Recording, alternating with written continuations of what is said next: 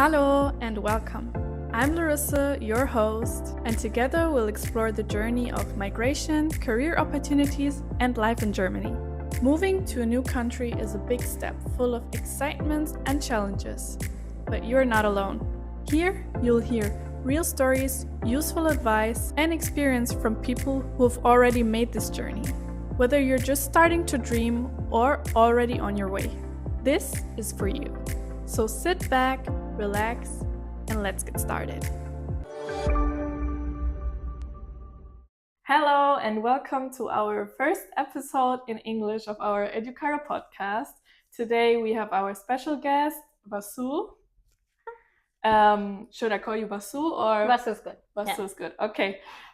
Yes, Vasu, I prepared some questions for us so that the people can get to know you a little bit better. Okay. What's your role at educaro? What are you doing? And maybe you can give us like some insights about the program for our candidates. Okay. Yeah. Let's do it. Could you briefly introduce yourself and tell us about your role at educaro? Okay. Hi, I am Vasundhara, short Vasu, and I'm the country head for India. That means everything from expansion to opening new schools to making sure the schools are running fine to all the projects that we do. Me and my team, we take care of that. What exactly does your position as country head India involve? So what are your daily tasks? How does a day in your life look like typically? Okay. So we are currently focusing also on growth. We're looking to open more schools. And at the moment, so I have to watch out for our projects that we're running, making sure that they're running well, our students are attending their classes. And I also host cultural workshops for them. So that's also part of something that I do for each group that's traveling. And besides that, it's scouting locations, hiring new people for the team, making sure everything's running smoothly, and knowing that I do this in India, there are always hiccups, there are always some sort of speed bumps, so to say. So it's always adventurous. Each day is very different. It's fun. I get to interact a lot with their candidates. I have calls with them when they're not in class. I have calls with them if they have any personal issues.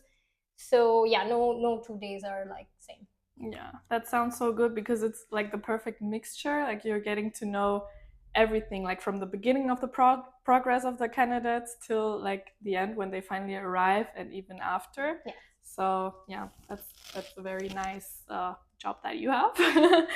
And what programs and pathways does educaro currently offer for international professionals, like, or healthcare professionals in general, students? Can you give us like a brief introduction? So currently we're helping everyone that's looking to come over to Germany or migrate to Germany. For example, IT professionals or students or healthcare professionals, they start with learning the language with us. And when we say learning the language, yes, we do complete the course, but our focus is always on speaking. Mm-hmm. So we do a lot of workshops regarding that. We also have conversation classes that we do to make sure, because I remember from my own personal time moving, you learn a lot of things in the books, but then when you come here, you're like, wait a second, I never learned that in the book. True, so yeah. It's very important that you learn the grammar, but you also are able to speak the way the locals speak.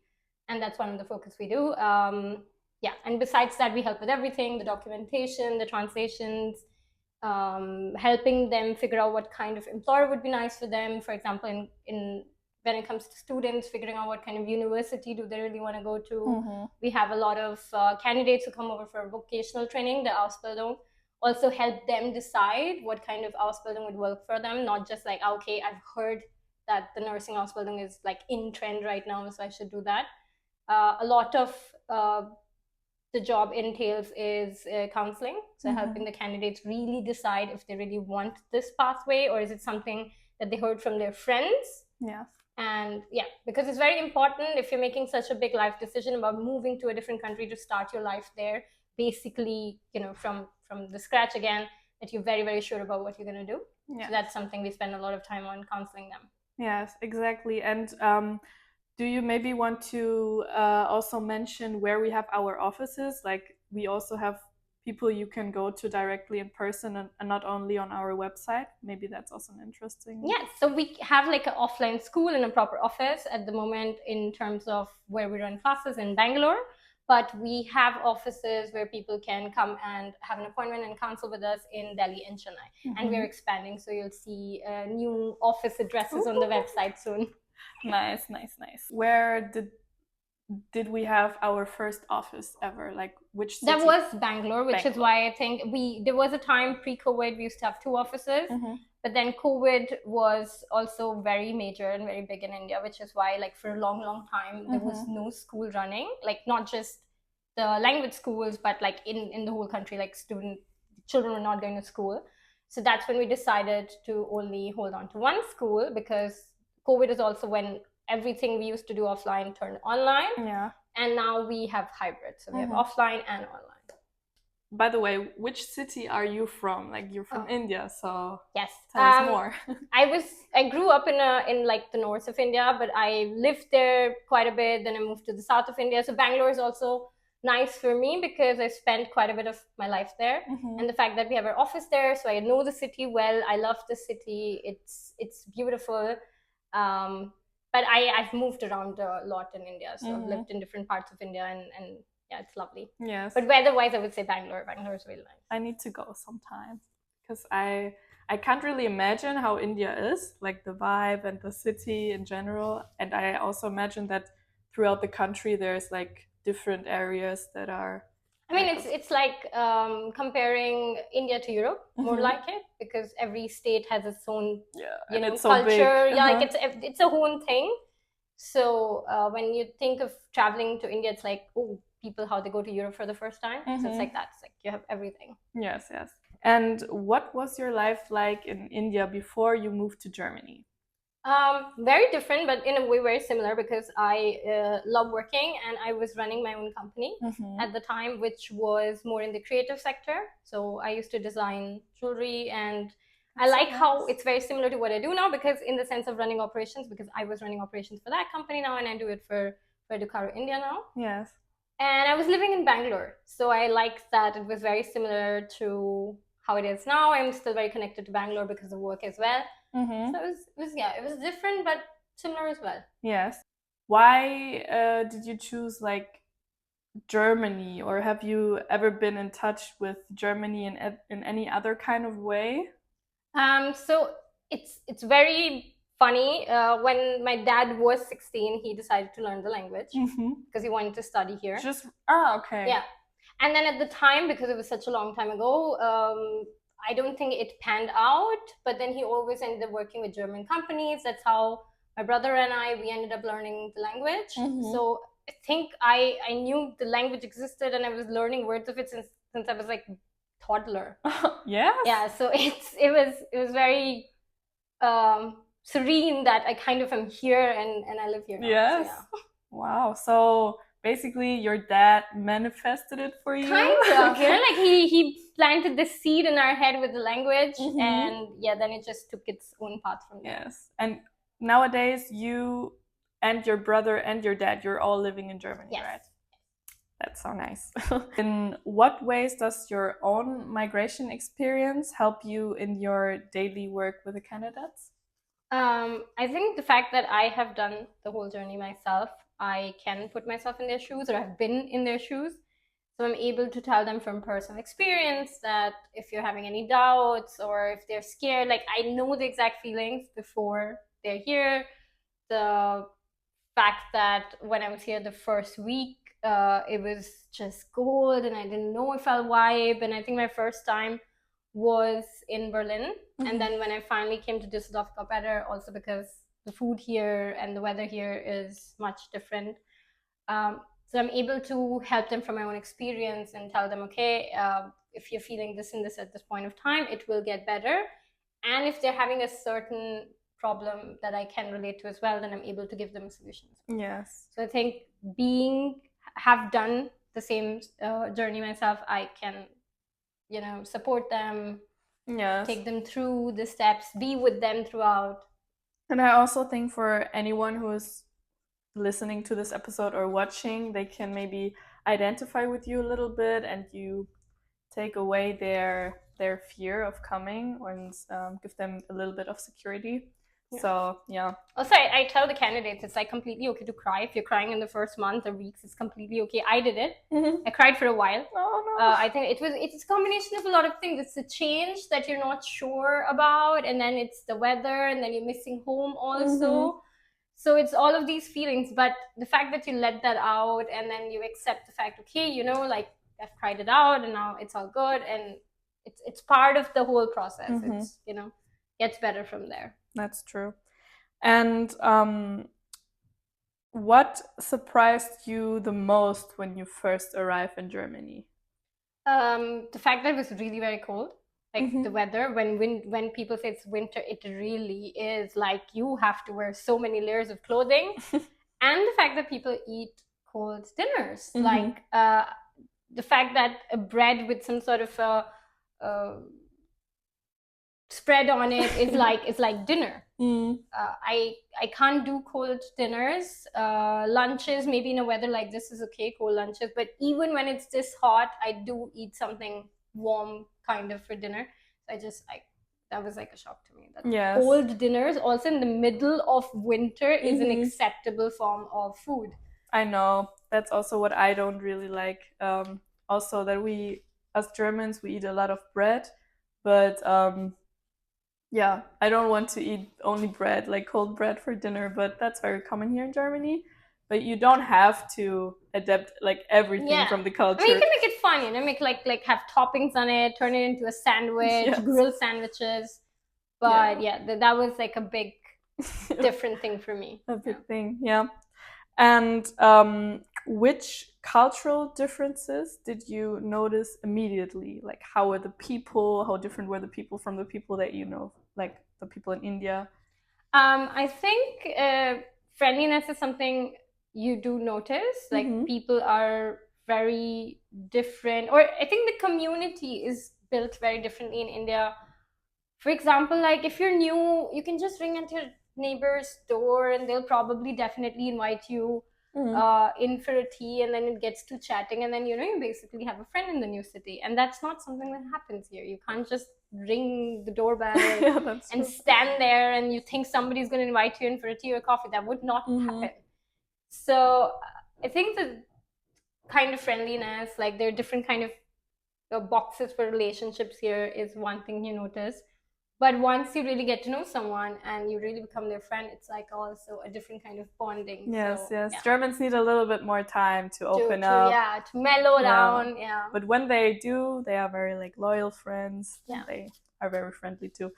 But I think, or I guess that we also have, or there's also possibilities to find other people from India or different countries, maybe on like Bumble Friends or Facebook communities. There are a lot of even groups, like art groups, if like depending on your hobby. Like there are a lot of sports related groups and art groups and people like expat groups. So there are a lot of communities out there that you can connect to and make friends. Yes.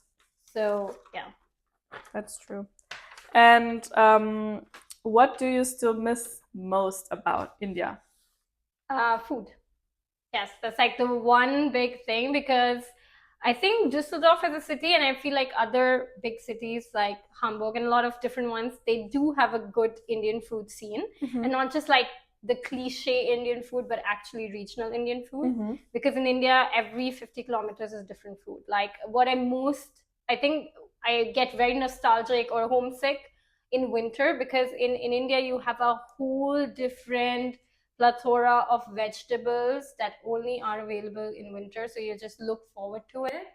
And I'm just like now at a point where I'm like, okay, it cannot just be pumpkin and potato for winter. That's what it feels like it. I really miss the food, all kinds of food, the sweets, the Indian sweets, vegetarian, non-vegetarian, and just every single kind of food out there. But would you say that our, like the Indian restaurants we have here in Germany, that they are like solid options? Like, I would say in Düsseldorf for sure. I do not have a big experience in different cities. I mean, I have gone to one or two Indian places in all these cities, but in Düsseldorf, I have tried out a lot of restaurants. And I would say for when it comes to snacks, to actual main dishes, to the fact through even Indian sweets, you can get a lot of things, Mhm. and they're actually really, really good. I think what I just miss also is like there's this whole culture of tea time in India. Like you have tea around, like how you have coffee and Yes. cake in Germany. So you Like have tea. tea in India with snacks, and that itself is like a long list of what kind of snacks you can have during tea time. Yes. And that's something I miss. I was recently in India for work, so my aunt sent along some homemade snacks for me. So the first week back home was like the happiest for me because I had all these snacks with my coffee going on for me. Do you have one like favorite snack in mind that maybe the candidates might know? So I don't know what the name for it in English is, but I mean in Hindi we call it like matri. It's like made with like a salty kind of, it's made with a dough, and then it's like a salty kind of snack, crunchy, salty, yeah. And I really love that. And any kind of like, there's so many like mixtures that you eat, and then it's like tea time is really like a very sacred, have your very nice cup of masala chai with insane amount of snacks, very sacred time. And then it's also the time when the community comes together. Like I remember growing up, people would just ring the doorbell, and next thing you know, your house is full of people, and these hot cups of teas are being made with like so many snacks on the table. And I think that's also like something I miss. Like, yes, you go out here, but you go out for food with like family, and there's no sudden parties that are happening at home, or like sudden people gathering together. So yeah, that's true. And what is one thing maybe you wouldn't switch about Germany? Like, what is there one thing that you prefer in Germany over India? The rules. I think I'm like a very rule person, and I really like it that there's just rules for everything, and everything has its own system, and the system works. I really like that.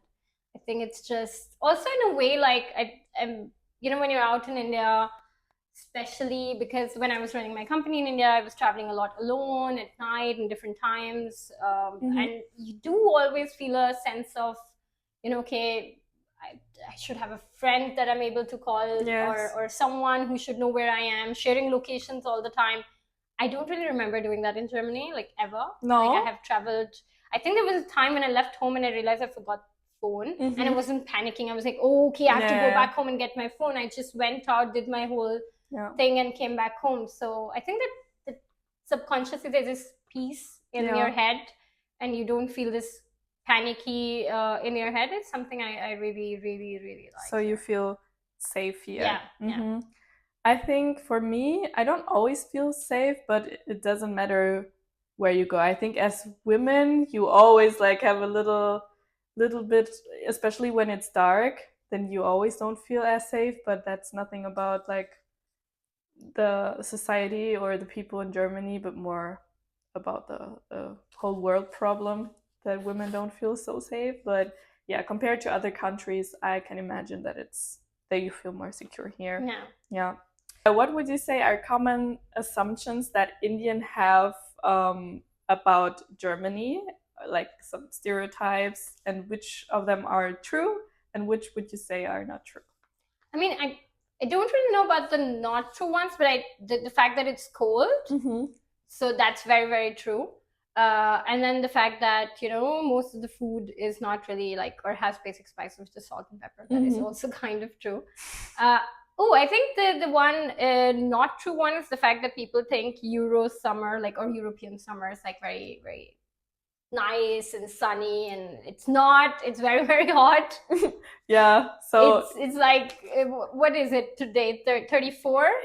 Yes, it's very hot, but I think it's this year like it's extreme. Yeah. But like, so it's like global warming and everything, right? So it's gonna go worse from here on, but that's the thing. So the Euro summer of like, oh, okay, yeah, we can be in Europe or we can be in Germany and for the summer, and it's gonna be like very chill. It's I think it's Euro summer is nice as long as you're like near any kind of water, like a lake or the beach. Then Euro summer is nice, but I also wouldn't really like. But like the idea that okay, European summer is better than Indian summer, I'm not so sure. Okay, I don't know about Indian summer, so I'm not so sure. Okay. And on the other hand, what are some common misconceptions that Germans have about Indian people or India? I would say that the Indian food is always spicy. It's something, and the India is like always hot. Those two things are very, very common. But India also has, like, north of India has a lot of snow. And given that India is like basically Europe, it has its own different temperature all over, different, depends on where you are, right? Like, for example, our office is in Bangalore, so there it's always moderate. It's not too hot, it's not too cold, and that stays like for the whole time. And the fact with the food is also because India is so big and the food changes, as I said, like so often, or like every few kilometers. It's all kind of food, so that does not really just mean it's going to be super spicy. Chili is not the only spice. And sometimes there are dishes that are just made with like salt or mustard seeds, and they have a whole different flavor, but they're not spicy at all. Yeah, because I think that's really like a stereotype that people have. And Like I Indian think food, the spicy. language as well. Yeah. The fact that it's, like, you're from India, but you speak English. But English is a form of communication for a lot of people. For example, my friends that I have from back home, we communicate in English because we cannot speak the mother tongue of one another. Yeah. And also English is something we learn in school, and if there are people who haven't learned it in school, it's such a common language that you hear in your everyday work life that you may not have learned it, but you picked up speaking it because of your environment. Yeah, for me personally, it's more like the other way around. I always knew that in India you speak English, but I wasn't aware of the fact that there are so many different More dialects. than 22 languages, and then there's so many more dialects. Yes. And also religions, right? Yeah. And concerning like the work situation in Germany and in India, what would you say like is the biggest difference, like working in Germany for somebody who has no idea how work in Germany is compared? I think it's two very different things, and I also am involved in both these things because I work with the German team and I work with my Indian team. So I see the difference every day. I think in Germany it's very, very structured, very efficient. Communication is very different. I know that in India a lot of things happen over WhatsApp, and WhatsApp is not a work channel in Germany. No. Yeah, even in, I think, a lot of Asian countries, WhatsApp is a work channel.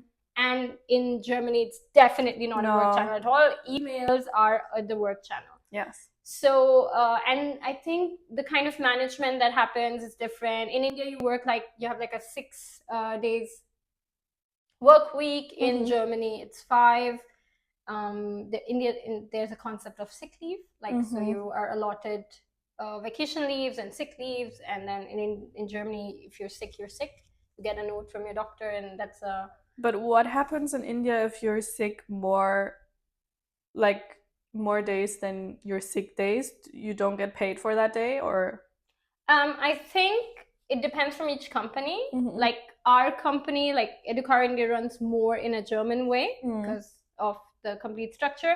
But I think in other companies, it's then a case by case situation. Yeah, but I think in as a concept, the sick leaves exist in India. And about the educational system, for example, for students, is there something that they need to know, or would you say that going to university here is quite similar to going to university in India? I think it's just being here and studying here, you have to be more independent than I think when you're studying in India. Because when you're studying in India, okay, there's, you can go back home if there's anything. Yeah. Home is not like a continent away, in India, home is like, okay, a flight or a train or a bus ride away. True. And the fact that there are a lot of students who work here during their studies, the part-time work, so you have to really be able to manage your time well while you're navigating through all of these sectors in your student life. That's true. And maybe another thing we should mention that would be interesting for our candidates would be the concept of Ausbildung. Yeah, I think you don't have training. that. Yes, so that does not exist in India, which is why a lot of students come to Germany. I think it's also a concept that exists mostly in Germany. Yeah. I don't know about other countries. Yeah.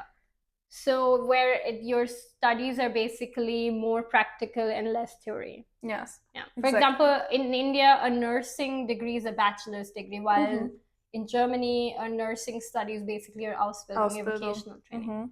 So, for example, in Germany, the Ausbildung programs are generally 3 years, and then it's also not like, okay, I go to school every day and then I do the practical. The curriculum is built in a way that, okay, maybe 2 months you're going to school and 3 months you're doing the practicals. So it's very towards the practical oriented kind of degree, you can say. Yes, yes. I think it's also sometimes depending on what kind of Ausbildung you're doing, that sometimes you have this like 2 months school, 2 months this, and some might also be mixed up, I guess.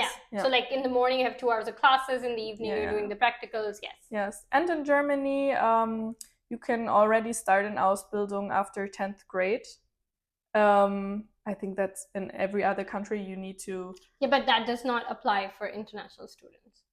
They have to complete their high school. Yes, that's true. But just like in Germany, you could basically go to school until 10th grade, start your Ausbildung, or you choose to study, then you need to finish high school. And for international students, you also need your high school degree. Yeah, that's true. And what are the most common mistakes candidates make when preparing for their move to Germany? I think the fact that they think they can just shorten the process. It's very, very important for them to be aware of what's coming to them and the fact that they need to speak the language. You know, like having a language certificate does not automatically mean that you're going to speak it. Yeah. I was learning German for a long time. And when I came here, I realized like a lot of things that you learn in the book are not the same that you speak here. And that's something that you need to get in a habit of speaking. That's why we also at our school have a lot of conversation classes, workshops about this. Speaking is something they really need to focus on. So I think what they generally try and do is rush the process, whereas they really need to trust the process and just go through the whole steps, because at the end of the day, we do try and prepare them the best way we can for this journey. Like, you know, so the fact that they're not like, oh, I had no idea how this is going to be once they land here. Our jobs are basically to make sure that they know as much about the place, about where they're going to work or where they're going to study, or also about what kind of neighborhood, everything, because the more you know and the more easier the changes for you, and you're not afraid of it. Maybe even simple things as like how we divide our trash or how our windows work. By same, like I completely understand with the window thing, because the first time that happened to me, I think I had a heart attack because I thought I broke the window. And I know in Germany, like their insurance is involved, and I was like, oh my god, I don't know how much I have to pay now. I got really scared until I realized that's just how the window works. Yes. So for the first time when it happened, I was like, oh god. I also don't get why Germany. I don't know it from any other country that. Like, I mean, it's a good concept for the fact for the luften, right? Like for the ventilation, it's a good concept. But for a person, also because when you kip it, I don't know the word for in English, when you like tilt the window, the weight of it comes on you, so it almost feels like that you broke it, because it's really heavy. But in the end, you don't realize that the mechanic of it is so well built that you haven't broken it. It's just you're tilting it and it's all fine. But that first time when it happens to you, when you not know how does this work, it is really scary. Yes. I can remember that is one of those things that happened to you in your journey, and it's like imprinted in your head. That's my example, because I remember how like badly my heart was beating. I was like, yep, first day and I'm broken something so big. So no, but yeah, this is why we also explain a lot of stuff on our Instagram channels about life in Germany, or some advices and tips, and especially the language part that you just mentioned, that language is key, is true, because and also that you learn it properly, because I remember times when I used to do like Bulimie lernen, how you say it in like German, the mugging up, that you just eat all the things that you, or consume everything that you learn just for that exam, and after you finish that exam you just like throw it up and nothing stays in your head. But that's the thing, like for language that would never work. Like That's the problem. This is If what you're I say. That's learning, the yeah, wrong way to do yes. it. So for the language, you really have to put in the effort. Yeah. Because yeah, I'm trying to learn Spanish now, and Yeah. I realize that I really have to practice it. Otherwise, Yeah. I would not remember things. Especially if you want to live and build a whole life somewhere Yes, else, yes. it doesn't make sense to just do it that you have it on paper, because you want to have a happy life, integrate yourself, build friendships. So yeah, True. that's True. the most important point. I agree with you on that. And what are some things applicants should know before arriving in Germany? Maybe also what kind of documents they need to bring, or how do we help them? So we do a checklist of everything. Like, I think the first thing they need to focus on when they decide, okay, this is something for me, I am gonna be working or studying there, I am planning to make this move for myself, language, and really not, kind of giving their 100% for it. Because if you can speak, I think 80% of it you've gotten down. Because if you can really speak, communication is also a big thing when you move to a new country. If you have any issues and if you're able to communicate well, then all your problems are solved.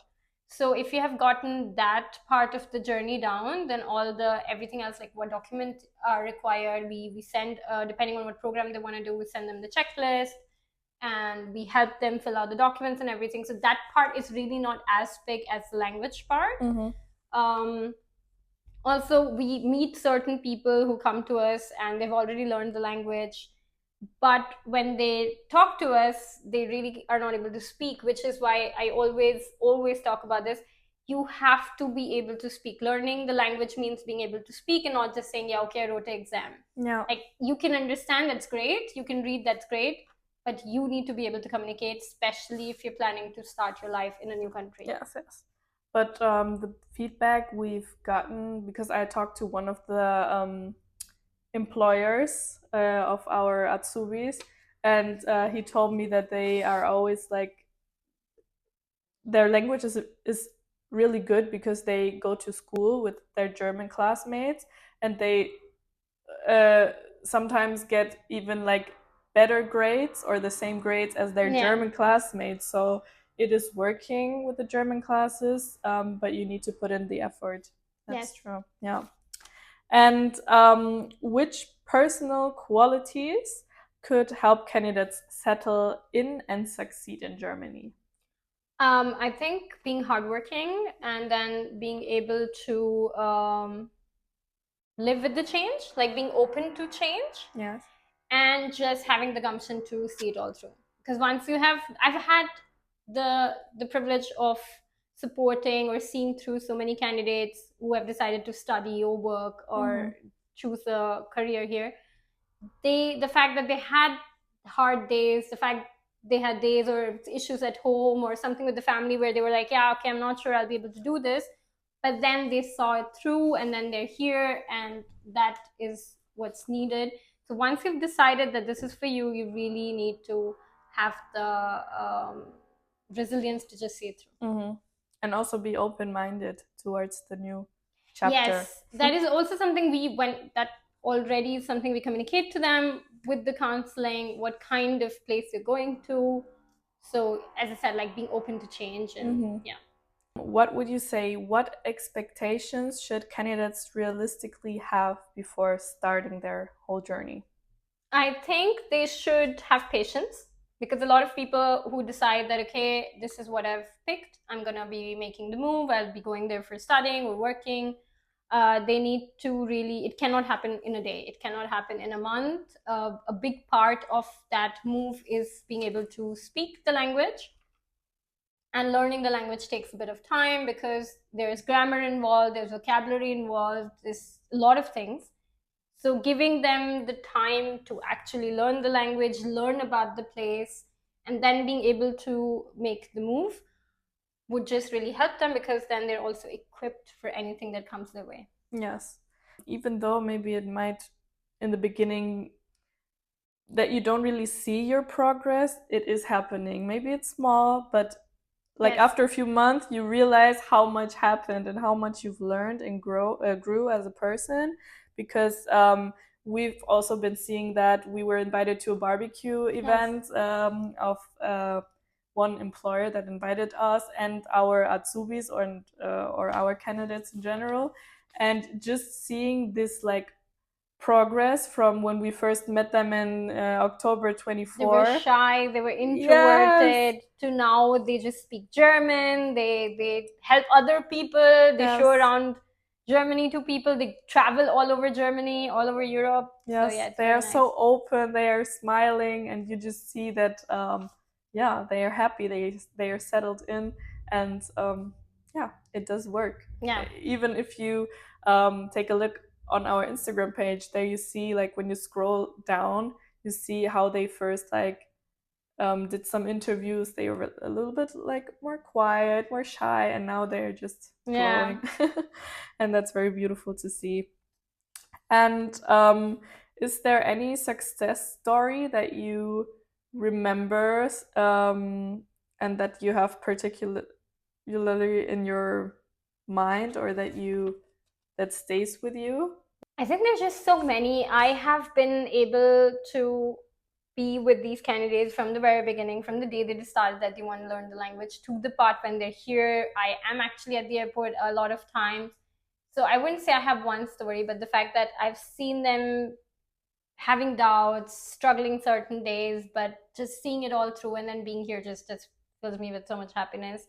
Also, when they all write to me that they had their exams and they did so well and they're like the number one in class, it always makes me happy. Yeah, and proud. Yes, very. I'm always beaming. Yes, it's like my little babies. Yes, your little babies that you're very proud of, and you can tell, like, every time you're with them, you see that you're so proud and your eyes are glowing. Yeah, it's a really nice feeling. Yes. And if you could give future candidates only one piece of advice, what would it be? Be patient, and also take your time making the decision. Like, don't rush into it. It's going to be a big move. You're going to be leaving your home country. You may be away from your family. So be very sure that this is something you want to do. You're not doing this because you want to try something out. Because also it's not something that you can try out. The amount of work you're going to be putting to prepare for this journey is really a lot, with the language and also mentally preparing yourself, emotionally preparing yourself. So be sure that this is something that you want to do, and then be patient and give it time. And language is really the best tool that you can equip yourself with for this journey. Yes, that's true. And if you're thinking about making that big move and you have questions, you can always reach out to us or to our team in India.